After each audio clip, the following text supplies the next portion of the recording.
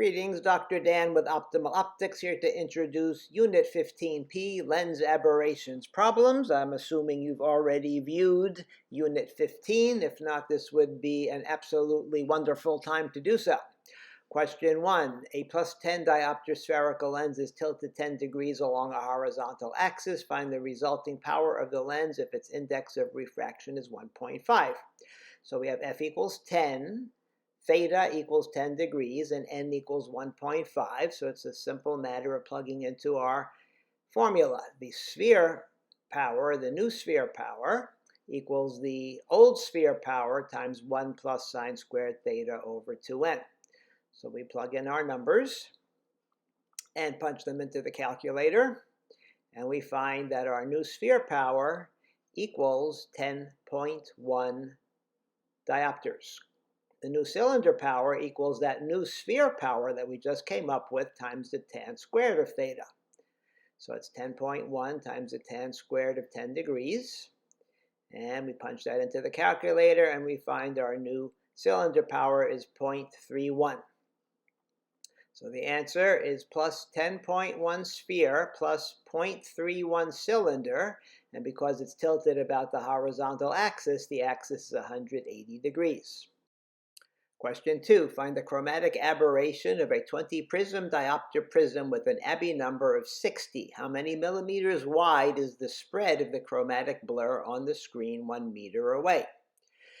So our formula for chromatic aberration for a prism equals P over V, where P is the prism power and V is its Abbe number.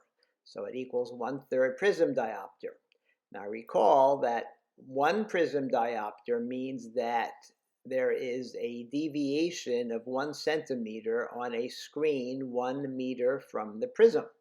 Therefore, 1/3 prism diopter would be 1/3 of a centimeter, or 3.3 millimeters.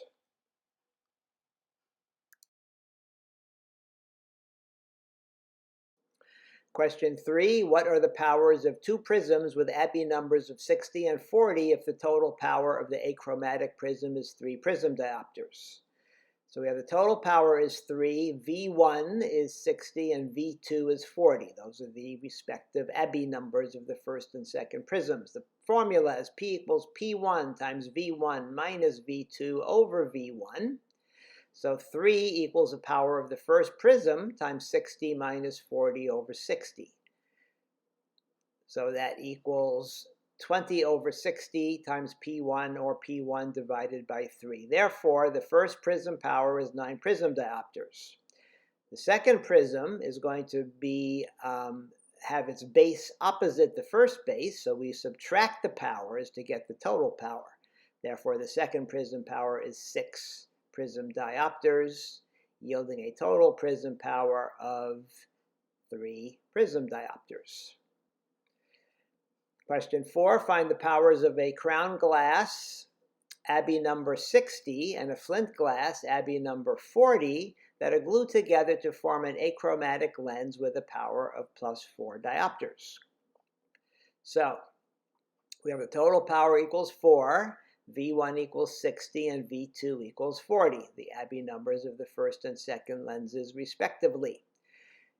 The formula is total power equals the power of the first lens times V1 minus V2 over V1. We plug in what we know, and we get that 4 equals F1 over 3.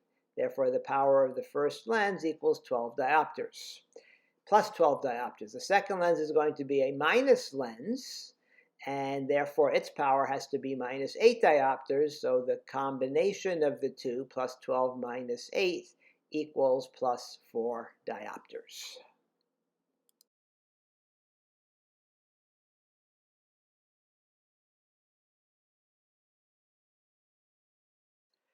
Question 5, an achromatic lens of focal length 25 centimeters is made of crown glass and flint glass. If the crown glass is equiconvex and the combination is cemented, find the Abbe numbers of the 2 glasses rounded to the nearest tenth and find the powers of the 2 lenses rounded to the nearest quarter diopter given the following indices of refraction. And there's a table there.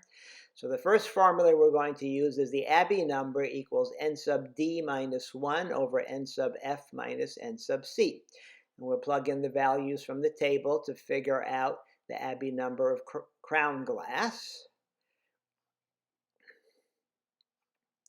And we punch those numbers into the calculator, and we find that the Abbe number of crown glass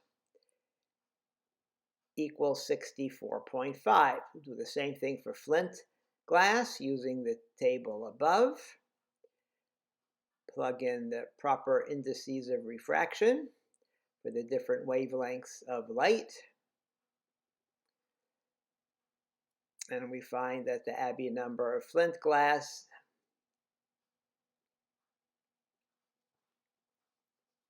is 36.6.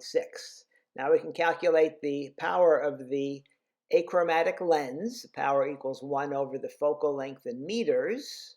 So we're given the focal length is 25 centimeters. That's 0.25 meters, and the power of the achromatic lens is plus 4. Now we're going to use the achromatic lens formula,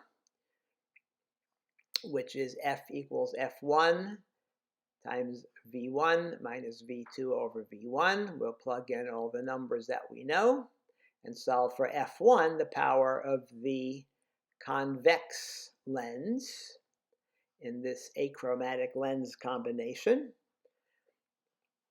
And we punch the numbers into our calculator, and we find